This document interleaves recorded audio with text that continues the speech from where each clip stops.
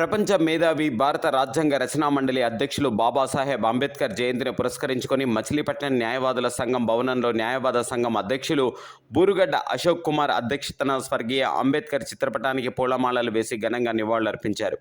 ప్రధాన కార్యదర్శి సిద్దినేని సాయిబాబు మాట్లాడుతూ ప్రథమ న్యాయశాఖ మంత్రిగా పదవి నిర్వర్తించిన అంబేద్కర్ ఆదర్శంగా తీసుకొని సామాన్య ప్రజలు న్యాయం అందించేందుకు రాజ్యాంగంపై అవగాహన కల్పించేందుకు కృషి చేయాలని పిలుపునిచ్చారు. కార్యక్రమంలో సీనియర్ న్యాయవాదులు పోతురాజు, జీవీఎల్ నరసింహారావు, వడ్డి జితేంద్ర, రాజ్గురు, షాయన సుధాకర్, జి శ్రీనివాస్, అద్దేపల్లి నిరంజన్, మాజీ అధ్యక్ష కార్యదర్శులు తుంగల హరిబాబు, కొట్టి రఘురాం, అజ్మతున్నీసా బేగం, సర్వ లలిత కుమారి తదితరులు పాల్గొన్నారు.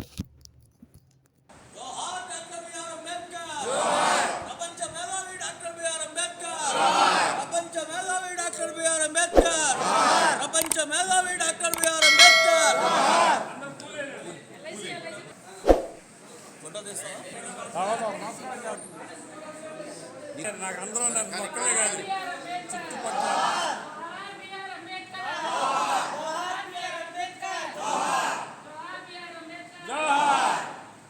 ఆడవాళ్ళు చెప్తారు, మగవాళ్ళు చెప్పలేము. ఏమన్నా కార్యదర్శి గారు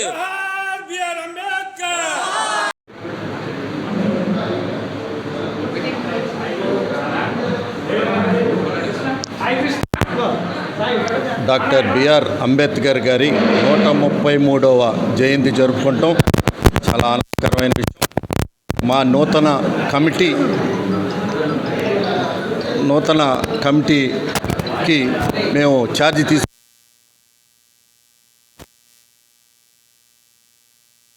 గారు చేసాం. రెండో కార్యక్రమం అంబేద్కర్ కార్యక్రమం చేయటం చాలా అదృష్టంగా భావిస్తున్నాం. ఏది ఏమైనా డాక్టర్ బిఆర్ అంబేద్కర్ గారి ఆశయాలు అనుగుణంగా ప్రతి ఒక్కళ్ళు ఆయన అడుగుజాడలో నడవాలని చెప్పి ఈ బార్ అసోసియేషన్ తరఫున నేను కోరుకుంటున్నాను.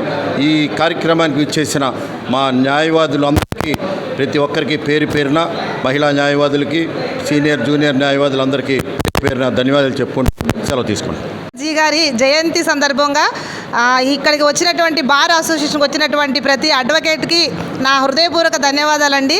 అదేవిధంగా నూతన కార్యవర్గమైనటువంటి మన ప్రెసిడెంట్ గారికి, సెక్రటరీ గారికి, కొత్త ఎలక్షన్ కమిటీ వాళ్ళందరికీ కూడా నా హృదయపూర్వక ధన్యవాదాలు తెలియజేసుకుంటున్నాం.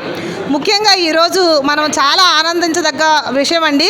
ఎందుకంటే ప్రపంచవ్యాప్తంగా ఒకే ఒక మేధావిగా ఒకే ఒక్కడు అన్న విధంగా అంబేద్కర్ జీ తప్ప మేము చదువుకున్న చరిత్రలో కానీ ఎక్కడా కూడా అంబేద్కర్ గారి వల్లనే ఈ రోజున మనందరం కూడా స్వతంత్రంగా ఇలాగ సంతోషంగా ఉన్నాము అంటే అంబేద్కర్ జీ పెట్టినటువంటి భిక్షగా మేము తలస్తున్నామండి. రాజ్యాంగం అనేది మనం ఎప్పుడు కూడా ఉదయాన్నే లేచిన తర్వాత దేవుడి పటానికి మనం ఎలాగ దండం పెట్టుకుంటామో ఆ దేవుడు సంగతి కంటే కూడా నాకు తెలిసిన విషయం ఏంటంటే అంబేద్కర్ గారి ఫోటోకి మనం రోజు కూడా పూలదండేసి పాదాలు అభినందన చేయాలండి. ఎందుకంటే మా మహిళల తరపు నుంచి నేను చెప్తున్నాను, మహిళలు పూర్వ చరిత్ర తలుచుకుంటే వాళ్ళు అసలు బయటకే రాని విధంలో ఇంటికి అంకితం అయిపోయి చాలా దౌర్భాగ్యపు స్థితిలో మహిళలు జీవించారని మేము చదువుకున్నాము. ఆ మహాతల్లులు ఎంతో దుఃఖపడి ఉన్నటువంటి ఆ చరిత్ర ఆ టైంలో అంబేద్కర్ గారు ద్వారా మనకు అందరం కూడా సంతోషంగా ఉన్నాము అంటే మహిళలు ఉద్యోగాలకు రావటం కానీ, బయటకు వచ్చి మాట్లాడటం కానీ, స్వతంత్రంగా వాళ్ళ అభిప్రాయాలు తెలియజేసుకుంటున్నారంటే ఈ కాన్స్టిట్యూషన్ వలన మన అంబేద్కర్ గారి ద్వారా మనకు వచ్చినటువంటి ఈ యొక్క భిక్షా కింద నేను చెప్తానండి. అందుకని ప్రతి ఒక్కళ్ళు కూడా మహిళలు మాత్రం ప్రతిరోజు క్షణక్షణం కూడా అంబేద్కర్ గారిని పూజించాలని నా అభిప్రాయము. ఎందుకంటే ఆయన చాలా చాలా భయంకరమైనటువంటి దుస్థితిలోంచి పైకి వచ్చారని చెప్పి మేము చరిత్ర చదువుతుంటేనే కూడా బాధేస్తుందండి. ఎంతో అణగదొక్కబడి చాలా భయంకరమైన దుస్థితిలో బాగా అణగదొక్కబడితేనే ఆయన అంత ఎత్తుకు ఎదిగారని చెప్పేసి మేము చరిత్ర ద్వారా తెలుసుకున్నామండి. చాలా భయంకరమైనటువంటి వ్యాధులను ఆయన పడ్డారు. కానీ కూడా ఆయన ఎవరిని కూడా నిందించలేదు. ప్రతి ఒక్కరికి కూడా సమానత్వం కావాలి, న్యాయం కావాలి. అంటరాని వారుగా అణచబడినటువంటి వర్గాలే కాదు, ఉన్నత వర్గాలు, అగ్ర కులస్తులు కూడా ఎవరైనా సరే ప్రతి ఒక్కరికి సమన్యాయం కావాలి అని పోరాడినటువంటి మొట్టమొదటి ప్రపంచ ఏకైక వ్యక్తి అంబేద్కర్ గారుగా మేము గుర్తించాము. కాబట్టి మనం ఏమి చేయలేము. అందరూ వాళ్ళు పనులు చేసి వెళ్ళిపోయారండి. మనకు అసలు ఏ పని లేదు నిజం చెప్పాలంటే. తల్లిదండ్రులు కూడా మనకు సుఖంగా ఇచ్చేశారు. కాబట్టి ఆ మహానుభావుల్ని ఈరోజు మనం తలంచుకొని ప్రతి ఒక్కరికి నివాళులు అర్పించుకొని గౌరవప్రదంగా అందరిని మనం తలుచుకొని కనీసం మన వెనక తరాలకైనా సరే వాళ్ళ యొక్క గొప్పతనం చెప్పాలని భారంతో నేను మాట్లాడుతున్నాను. ఒకవేళ తప్పు మాట్లాడితే క్షమించండి. ఈరోజు డాక్టర్ బాబాసాహెబ్ అంబేద్కర్ గారి యొక్క 137వ జన్మదినం జరుపుకుంటాం. మనందరికీ చాలా సంతోషదాయకం. ఈరోజు ఈ భారతదేశంలో ప్రతి ఒక్క పౌరుడు ఇంత లిబరల్గా తిరగగలుగుతున్నాం, స్వేచ్ఛాయుతంగా బతకగలుగుతున్నాం అంటే డాక్టర్ అంబేద్కర్ గారి యొక్క గొప్పతనమే అని చెప్పుకోవాలి. అంబేద్కర్ గారు ఆయన తల్లిదండ్రులకి 14వ సంతానం. ఆయన ఎన్నో కష్టాలు నష్టాలు ఓడికూర్చుని ఆయన తన యొక్క చదువుని కొనసాగించారు. ఆయన స్కూల్ విద్యా విధానం కూడా చాలా కష్టాలతో జరిగింది. అలాంటి ఒడిదుడుకుల నుంచి పైకి వచ్చిన అంబేద్కర్ గారు తను పుట్టిన భారతదేశంలో ఈ యొక్క ప్రజలకి ఏదో ఒకటి చేయాలి అనే ఒక దృక్పథంతో ఎప్పుడు నెంబర్ ఆఫ్ బుక్స్ చదివిన ఒక్క ప్రపంచ మేధావి ఆయన లండన్లో 6 అంతస్తుల లైబ్రరీ ఉంది. ఆ లైబ్రరీ మొత్తాన్ని చదివిన ఏకైక వ్యక్తి ఒక ప్రపంచంలో ఉన్నారు అంటే ఒక బిఆర్ అంబేద్కర్ గారే. ఆయన ఏ మూల ఏ పుస్తకం ఉంది, ఏ పుస్తకంలో ఏం రాసి ఉంది అని చెప్పగలిగిన ఒకే వ్యక్తి ప్రపంచంలో బిఆర్ అంబేద్కర్ గారు. లండన్ లైబ్రరీ చదవటం అంటే చిన్న విషయం కాదు. అలాంటి మహానుభావుని జన్మదినోత్సవం ఈరోజు జరుపుకుంటాం అందరికీ శుభదాయకం.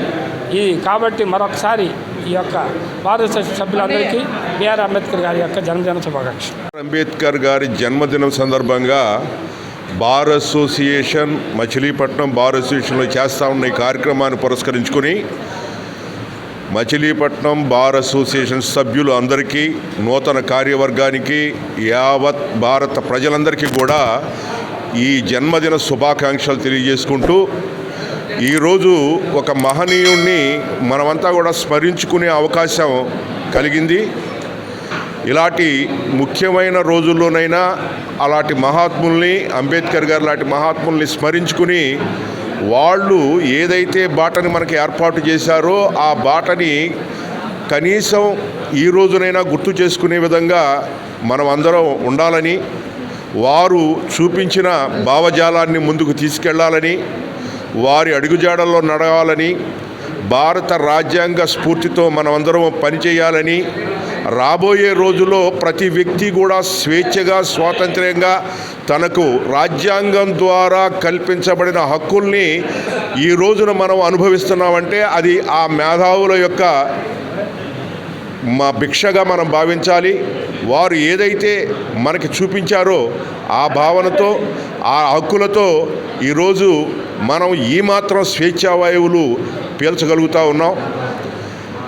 కనీసం రాబోయే రోజుల్లోనైనా ప్రతి వ్యక్తి ఈ రాజ్యాంగ స్ఫూర్తితో, రాజ్యాంగం కల్పించిన హక్కులతో ముందుకు వెళ్ళాలని, వారిని ఎప్పుడూ స్మరించుకోవాలని, వారు చూపించిన బాటలో నడవటానికి మనం ప్రయత్నం చేయాలని ప్రతి ఒక్కరిని కోరుకుంటూ ఈ అవకాశం కల్పించిన బార్ అసోసియేషన్ ప్రెసిడెంట్ గారికి, ఇతర సభ్యులకి అందరికీ కూడా నా ఈ అంబేద్కర్ గారి జన్మదిన శుభాకాంక్షలు తెలియజేసుకుంటూ విరమిస్తాను. డాక్టర్ బిఆర్ అంబేద్కర్ 133వ జయంతి మా బార్ అసోసియేషన్ అధికారపూర్వకంగా జరపడం సంతోషదాయకం.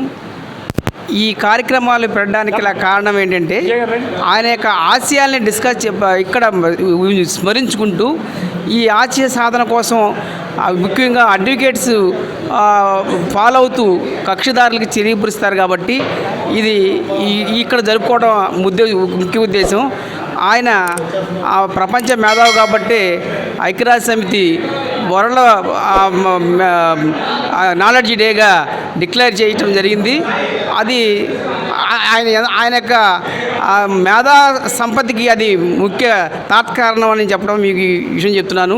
అందువల్ల ఈ అవకాశం ఇచ్చిన భారత ప్రెసిడెంట్ గారికి ధన్యవాదాలు. ఈరోజు డాక్టర్ బిఆర్ అంబేద్కర్ గారి జన్మదినోత్సవం సందర్భంగా ఈ మచిలీపట్నం బార్ అసోసియేషన్లో చేస్తున్నటువంటి కార్యక్రమానికి మా బార్ సభ్యులందరూ ఇచ్చేసి ఈ కార్యక్రమాన్ని జయప్రదం చేసిన సందర్భంగా వాళ్ళందరికీ కృతజ్ఞతలు తెలియజేసుకుంటూ, ముందు Ambedkar is not a leader for the particular community. Is a statesmen. ఆయన అందరికీ ఒక నాయకత్వం వహించినటువంటి వ్యక్తి. మంచి ప్రపంచ మేధావిగా ఉండి భారత రాజ్యాంగాన్ని రచించి మరి ఐక్యరాజ్య సమితిలో స్థానం సంపాదించి ఇలాంటివన్నీ చేసినటువంటి ఒక ప్రపంచ మేధావికి ఘన నివాళులు అర్పించడం వల్ల మా అదృష్టంగా భావిస్తూ ఉన్నాను. Thank you.